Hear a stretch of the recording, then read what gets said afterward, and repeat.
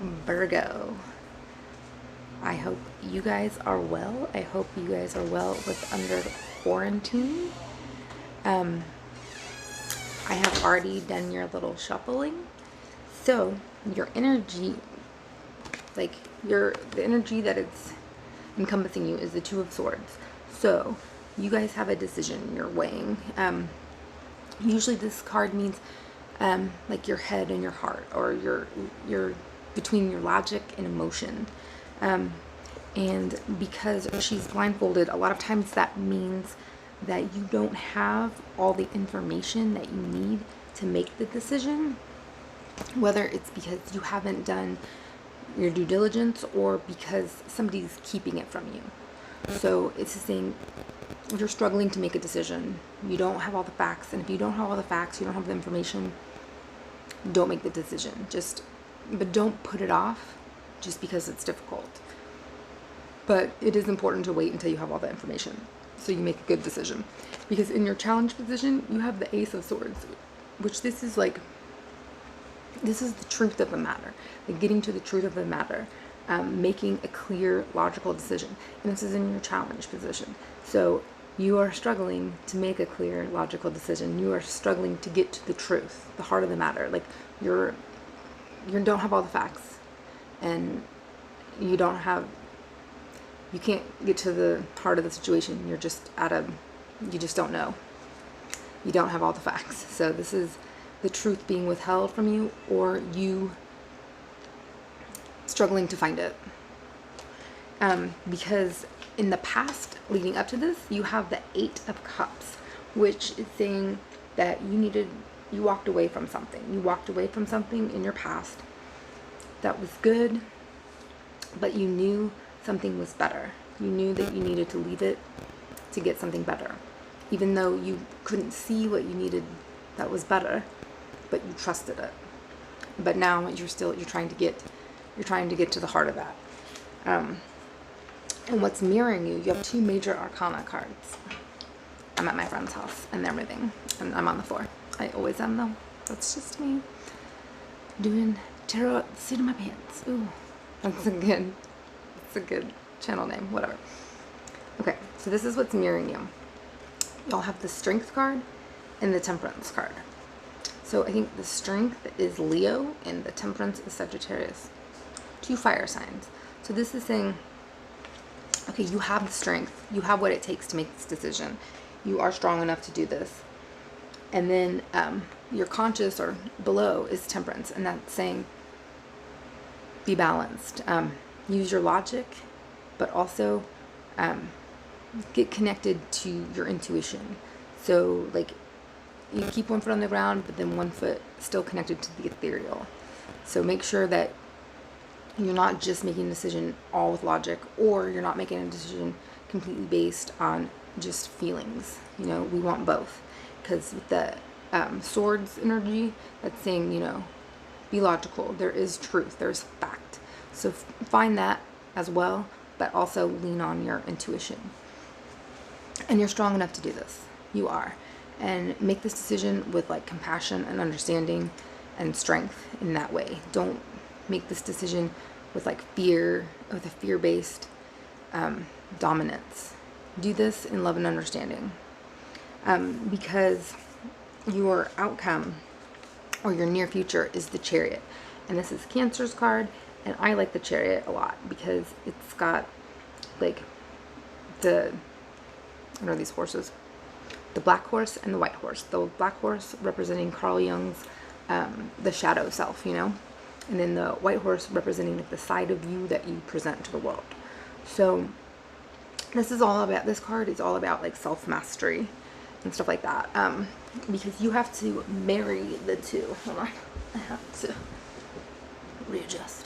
Okay, so this is like marrying those two. Like you have to have the duality. Like your shadow self has to work with like the part of you that you think everybody wants to see you present to the world. Marry those because you have to in order to move forward. And this actually can be a card about travel. And just because you have the Knight of Cups, sometimes this can mean somebody, I don't know, I'm just putting this out there. This is one possible interpretation when you have the Chariot and the Knight of Cups. Sometimes this could mean an internet scam or someone lying to you over the internet. I don't know, that is not going to resonate for everybody, but for some people, that's going to resonate. But this is all about self-mastery and, again, that duality, that this is like mentally getting yourself together and saying, you know, I have to use that shadow part of me, and that's okay, because sometimes that's really useful, along with like the diplomatic side you show to society. And so in your self-image, how you're seeing yourself, you have the Knight of Cups. And again, upright Knight of Cups means like you're ready. It's an action card. It means you're ready to take action. You're ready for any romance. Very charming as a person. When it's reversed, a lot of times this means lack of communication. Not wanting to be, sometimes not wanting to be truthful, sometimes not being truthful with yourself. So not wanting to put your emotions out there, not wanting to show your emotions. And then you have the King of Wands, which the King of Wands is about like creativity and passion and authority. But this King of Wands, he's kind of got like a trickster look on his face. So I think that maybe you're not wanting to show your emotions and you're kind of putting on a facade. Maybe you're being a little bit cunning, or you're presenting a side of you that isn't genuine. And then you have the Ten of Wands. So this to me is saying that you're carrying a load. So maybe this facade is the load that you're carrying. So you're not wanting to show your true self. You're not wanting to show your emotions. And you're kind of being a little bit deceptive because of that, but which is weighing you down. It's really heavy to always have to wear that facade, those emotions that aren't yours, like, oh, I don't care, or I'm just immune to all hardships. Like, that's a really heavy burden, and you're not being yourself. And again, this is not going to be for everybody, but there might be some lying over the internet, like the whole Nigerian Africa scam type of energy. Or maybe it's you not telling the truth about yourself online. I don't know. I feel like I should put that out there. It's definitely not going to resonate for some people, but some people, maybe they're a little bit of catfishing. I'm not sure. But your environment card, you have the Queen of Wands and the Ace of Pentacles, which to me, that's saying you either have somebody in your environment that is very receptive and very nurturing and very creative and very inspiring. Somebody that, it could be you, but just in your environment, I feel like it's an energy in your environment. There's somebody very nurturing, very caring, very creative, very passionate, and very receptive and nurturing. And then you have the Ace of Pentacles, which this is new beginnings. This is like new beginnings and financial and a creative project. So I feel like there's somebody in your environment that wants to help you, that is there to help you with creativity and maybe with a project that's going to help you generate income. And then for your advice, with the Page of Pentacles, which the page is always, it's like an earth energy, so it's earth. So page a lot of times is a message. So this is about being grounded. This is a message of prosperity. This is a message of hope and promise of something, of starting something. But it is a younger energy, a energy that maybe doesn't have all the experience, but is really excited. And then you have the Knight of Pentacles.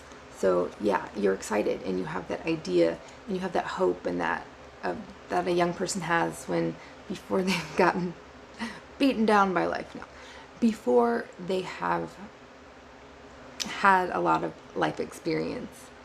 So they're excited and they have these big dreams and they might be a little bit naive. But then you have the Knight of Pentacles, which means, but you're ready to take action. Like, yeah, you're beyond, you're really excited and you're very endearing with all this young energy, but you are ready to take action. You're there, you're in the action stage. And then you're the Eight of Pentacles, which is, this is great. This is like you're working towards it. Like, this is like you're excited. You're taking action, and this means you are putting some time and effort into it. You are working. You are just tunnel vision, and you're just getting it done. This is great. This is a great, great, great, great energy. So this is like you're doing it. Like, people are recognizing you. You are. This isn't like the Three of Pentacles is the Apprentice card, and this is like the craftsman. Like, you're there. You're doing it. You have work behind you. But you might be putting in, sometimes this can mean you're putting in too much, but I don't see it this way. I think you're just tunnel vision, and you might not be making a lot of time for other things or people right now. It's just like you are on a mission to really just get what you want and become a master and get this done. Like, make money and become this master, become this craftsman. But then in your outcome, you have the Knight of Wands. So again, this is action. This is creative action. This is, excitement and action and reverence and doing it and accomplishing things. But then you have the Eight of Swords, which is just a strange card to go with this, because this means you're wanting to go full speed ahead, but you're getting stuck on something. Again, with this situation is not having all the information. This is saying, like, you see how she can just walk out of this prison and she didn't have a blindfold on, but she doesn't have all the information that she needs. So again, this is going back to like the reading. You walking away from something, not having all the information to make this decision, and so you have all this energy moving forward, but you're getting stuck because you're blindfolded. You literally just don't have all the information that you need to make this, but you're still trying to go forward, even though that's not doing you any good. You're just getting stuck. Let me pull a clarity card for you guys. Okay. I'm gonna, oh my gosh. My foot really is asleep. Okay. So you have the, wow, you have the freaking, geez. You have the the Ace of Wands as the basis, which is meaning a new creative project. And then you have the Fool, which is brand new beginnings. Brand new beginnings. Ace of Wands, this is perfect. And then you have the Four of Swords, which is gonna kind of like contemplation. So you're thinking about it, but you're ready to go. I don't know what it is that is keeping you, because you got the Hanged Man.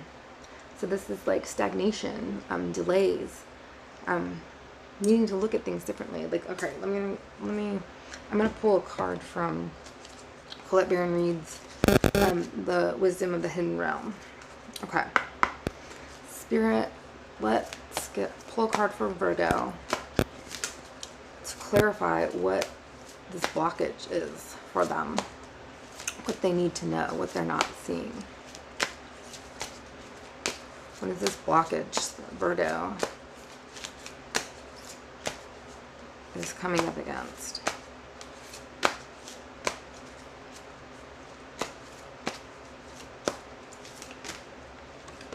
Okay. The Chess Queen. It's pretty. Trust strategizing. It's the Chess Queen. It's 30. Okay. So the Chess Queen has all the tools you need to aid you in your quest for a life of purpose, peace, and prosperity. When she arrives as your ally, you're given the task of asking Spirit for a vision of your life. Ask also to know the right actions to ensure your part in the process of unfolding. Then, with a sense of trust, allow the strategy to be given unto you by the divine. Are your own goals and desires in alignment with the divine plan for your life? This is a reminder that there is your plan and then there is the divine plan for your life. When you're in alignment with the latter, all the manner of messages are delivered to aid you in taking the next right action for your life. The Chess Queen says that you will win this game as long as you let Spirit choose your moves. Follow your bliss and be inspired, and the inspired messages delivered by your soul. You cannot lose when you enter the realm of the Chess Queen, and she appears as your ally. I need another one. I don't like it. I don't not like it. It's just kind of like didn't. Spirit, can we clarify for Virgo what is getting in their way? What is keeping them hung up from making this decision?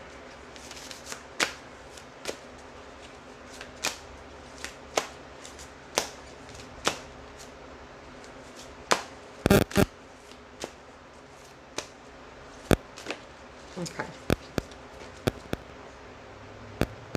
The Map Maker of Destiny.